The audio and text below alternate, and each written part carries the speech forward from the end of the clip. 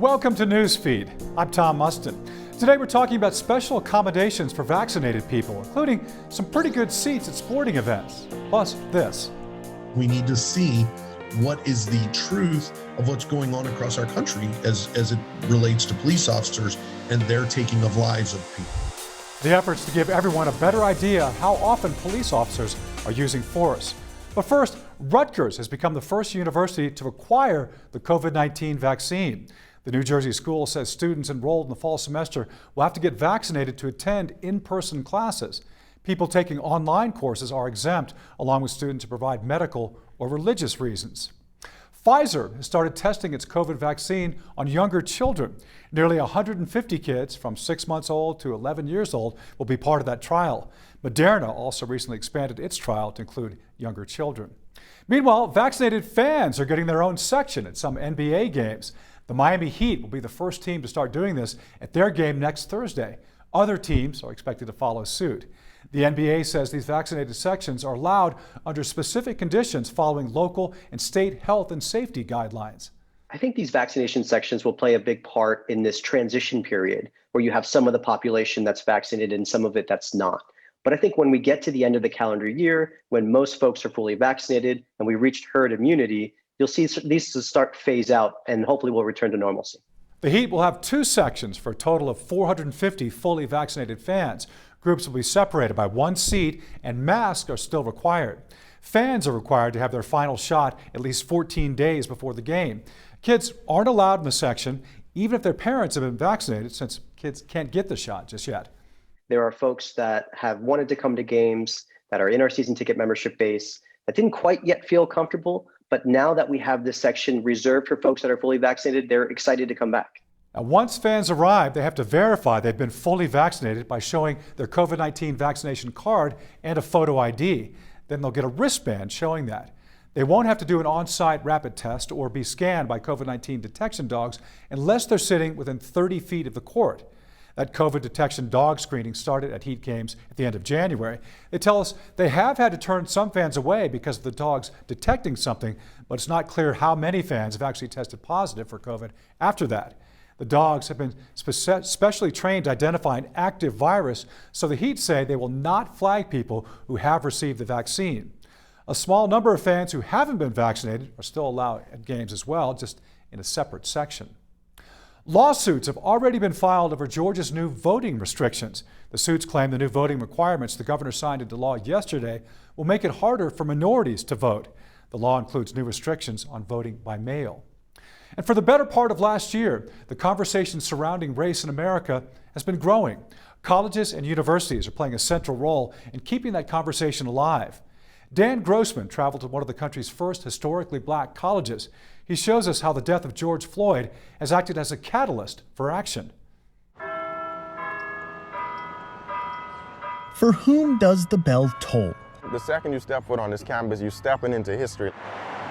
At Shaw University in Raleigh, North Carolina, people who did not get it now get it. It tolls for Ashley Neely. It's involving systemic and structural inequities. For Johnny Hill.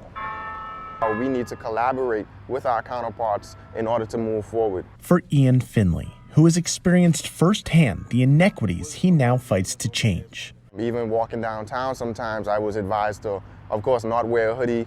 My parents would tell me to wear glasses, and sometimes I'd be like, why are they telling me to wear glasses? But for some reason, me wearing glasses makes me seem more innocent and less violent. You might notice Ian's slight accent. Both he and Ashley are from the Bahamas, having only traveled to the United States for school. I thought it was actually not as divided before coming to the United States. It didn't take long for either to realize the America they dreamed of was not the America they now know. I'm in this store and like this person is following me around the store, like I don't know what to do. She said, well, Ashley, like that's your reality now. For Ian and Ashley, that new reality came to a head last May when George Floyd was killed. After seeing the fires, the outcry, the demands for change, the seniors approached one of the school's deans and helped create the Center for Racial and Social Justice, which has broadened the conversation of race in America from right here at Shaw to the greater Raleigh community, creating a blueprint for other universities to do the same. This is our time. This is our moment to, I think, really shine the light on the power of the human spirit to bring about change and social transformation. Dr. Johnny Hill is the dean who helped create the center. An activist himself, he wanted to confront the uncomfortable divisions that have hurt his community for generations. He got leaders, both political and not, to come together and answer the question, what does systemic racism look like? For me, I think it's important that we move from feeling and emotion and this sort of visceral response of those kinds of images to organizing and to developing thoughtful action. Around town, there are now art installations, speakers, events, places for those who might not see what they see to educate themselves in this fight that will take more than just a few inspirational figures to create true equality. Knowledge is power, but it's the correct application of knowledge that is really going to get us to the point that we really need to be at. I'm Dan Grossman reporting. For decades now, undocumented immigrants who came to America as children have waited for a path to citizenship. Next on Newsfeed, we're looking at the newest shot. It's making its way through Congress.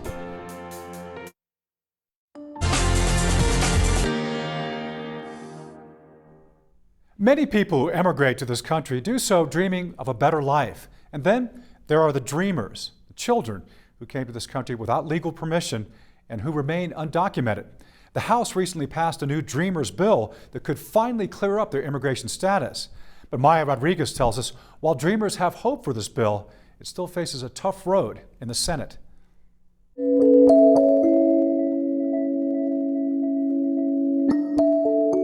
For 20-year-old Yatsiri Cruz, I was brought to the United States when I was 9 months old. America is home. Most of us dreamers came to the United States as children, not even knowing, and this is all we know. Cruz, who goes to college and works as a paralegal, is one of 2 million people living in the country and legally allowed to work, known as dreamers. We're citizens without the title. We're citizens without the title, without the benefits, without being recognized. The name Dreamers comes from the Development, Relief, and Education for Alien Minors, or DREAM Act of 2001. In the 20 years since, there have been 11 versions of the bill introduced in Congress. None have become law. President Obama, through an executive action, allowed Dreamers to apply for the Deferred Action for Childhood Arrivals program, or DACA. But it's just that, deferred action, and offers no pathway to citizenship. But now, there's hope for change. It's not just numbers, it's actual people that this is affecting. Irvin Gonzalez is with CASA, an immigration advocacy organization. We provide services and community organizing. The House of Representatives recently passed a new Dreamers bill that could finally give some clarity to their immigration status. It now heads to the Senate, where it faces an uphill battle. We're very happy to see the first step pass and waiting for the full act to pass. So now it's to continue to keep that pressure. The White House, the Senate was all one because of these promises you made for the immigrant community. So it's now to uphold and keep those promises that you made. To 20-year-old Yatsiri Cruz, We have hope. We have hope. that means speaking out and sharing her story publicly. I think we give our full and 100% to this country and to our people, our community. In the hopes of a chance to stay. In York, Pennsylvania, I'm Maya Rodriguez. With the housing market so competitive right now, renting to own may sound like a good option. What mortgage experts want you to know before considering this, and the other option they say could benefit you more.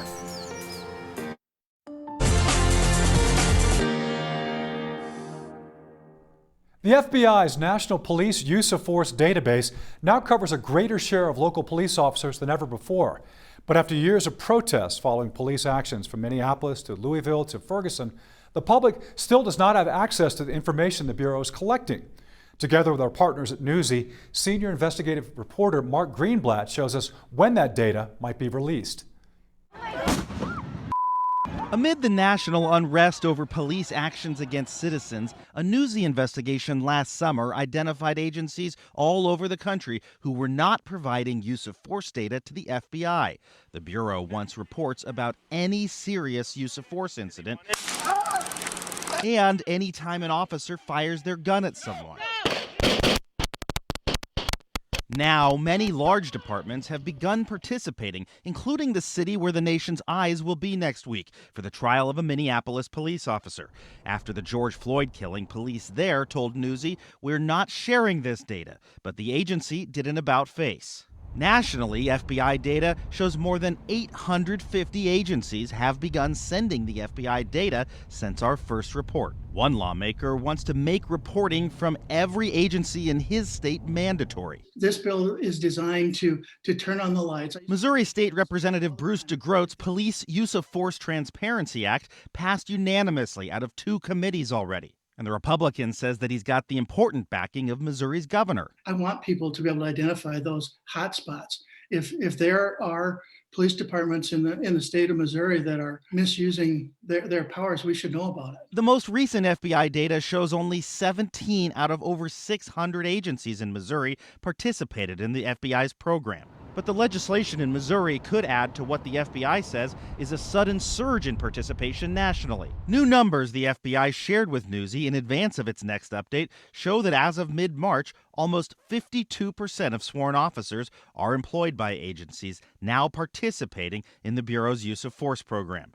That's up from 41% of officers last summer. The FBI says it needs participation from 60% before it can publicly release any national or regional data. The importance of this data is not just identifying one incident here or there, it's identifying patterns of incidents, patterns of behaviors that may lead to higher levels of violence. Stephen Lewis is the police chief in Ellisville, Missouri, outside St. Louis. We need to see what is the truth of what's going on across our country as it relates to police officers and their taking of lives of people. The FBI will release a new list of agencies who've come online later this spring. For now, the Bureau tells Newsy that many states are looking to require reporting, which may be needed. In Texas, Dallas PD promised Newsy last July that they would start reporting to the FBI from this point forward. But we found out they never followed through. A spokesperson told Newsy, "I cannot provide you an explanation. Thank you for bringing this to our attention," and added Dallas police had started the process to join as of today. I'm Mark Greenblatt reporting. Many real estate and financial experts are calling the current housing market a boom and not a bubble. Demand is driving up home prices. New construction hasn't been able to keep up with that demand and is only getting more expensive. Homes that are available are selling fast, at least a week earlier than this time last year. To realize that you might make an offer on like 8 houses before one is accepted. And if you know that going in, it kind of takes away the disappointment and the disillusionment. What's also different now from the housing crisis is lending is tighter. That is some people considering rent-to-own options. But a mortgage expert from NerdWallet says it shouldn't be a first option for most people. A lot of times rent-to-own is best for people who can't qualify for a mortgage and they've found their dream home. You know, it might be just a really wonderful place in a wonderful neighborhood. It might be something that has been passed down through the family and this is the only way to get it. Lewis says while it may be challenging, you're better off saving money on your own while you rent rather than letting a company or individual hold on to it. There's a new startup company offering people a path to home ownership through renting. The site Divvy Home says about a quarter of your monthly payment go towards your savings for a down payment. But if you decide not to buy the home and cash out your savings, there is a relisting fee. The prices you buy are also preset. That's why Lewis says if you do consider rent to own, have an independent appraiser and real estate attorney look over the property and the contract and make sure you take steps to qualify for mortgage at the end of your rent to own agreement. New Zealand just passed a measure that allows workers to take paid leave after a miscarriage. In the U.S., unpaid leave is possible when this happens, but that's something many Americans can't afford to do. Doctors and policy experts alike hope the change overseas gets people talking. I'm hopeful that that policies like this will help normalize that this is a very real trauma for people that has physical and emotional recovery needs. Because of the New Zealand policy, I think that in itself can be healing and validating for people, and it makes us realize, wait, how often is this happening? Between 10 and 20% of known pregnancies in the U.S. end in miscarriage, according to the Mayo Clinic.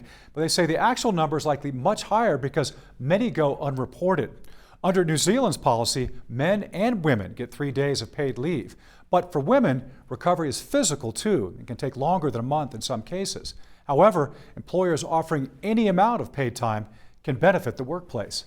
Not only do workers need those policies, but that they also are not damaging to the economy, to businesses, and in many cases are really beneficial. As the conversation on miscarriage grows, it can also open the door to social support networks. The more people that you feel comfortable telling, the more opportunity there is for you to have support or learn about some of those support groups. People then will connect you to people that they know or different organizations that they know. Some of the best support for after a miscarriage can be found through online support groups in your area. I think it's definitely an unconscious bias and sort of a lack of understanding that there's a different market out there.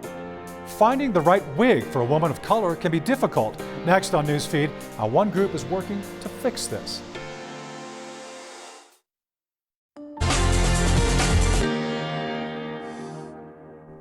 This year, millions of women will suffer from some form of hair loss. Black women often have a harder time finding wigs that match their own hair.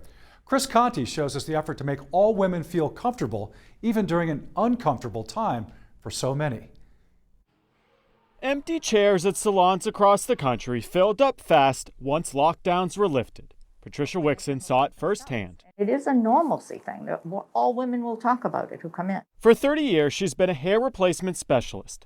This year, though, she has noticed more women dealing with hair loss. Some of it, she says, is just from the stress of the pandemic. No one knows what to do. They're really terrified because they don't know where it will stop, the shedding, how it will continue. It's stressful. About 30 million women in this country are dealing with some kind of hair loss. Some of it is from the pressures of COVID. Other times, though, it's from chemotherapy. For a woman, there's always a second look. It's not as acceptable. Many of the women who Patricia treats are black, and until recently, they didn't have a lot of options when it came to wigs that weren't made for white women. Why can't I have hair like my own hair? It's just a devastating process to lose your hair. That's where Diane Austin and her sister Pamela Shattuck come in. 1 in 3 Black women in particular will be diagnosed with cancer, any type of cancer in their lifetime. They are the founders of Coils to Locks. A few years ago, facing a cancer diagnosis herself, Diane realized there weren't any wigs being made specifically for Black women.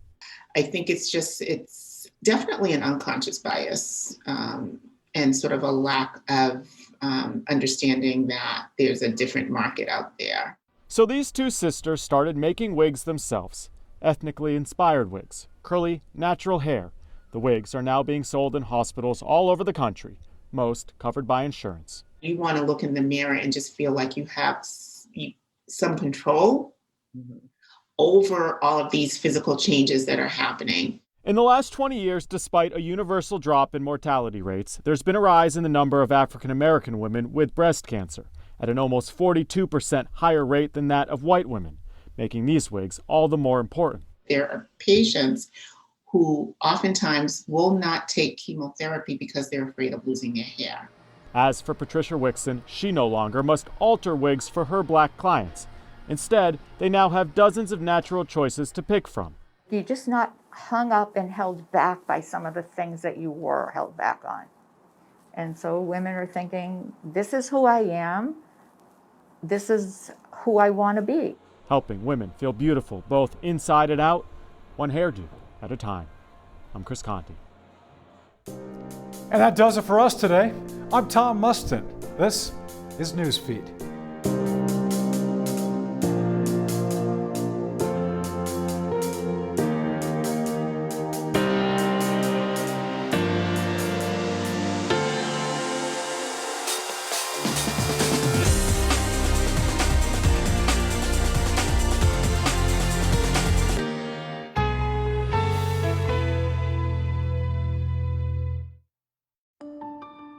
From the Seven Hills to the bluegrass, the riverbanks to the suburbs, this is home. where big dreams are born. A place to be creative, sing, and celebrate what unites us. Where we work hard to support our families, lend a helping hand to our neighbors in their time of need, celebrating the traditions and events that bring us together. Learning from the past to build a better future, where everyone is welcome. And our roots run as deep as the love we have for this place. Because this is our home too. Owned by the same Cincinnati company for more than 70 years. And what matters to you matters to us.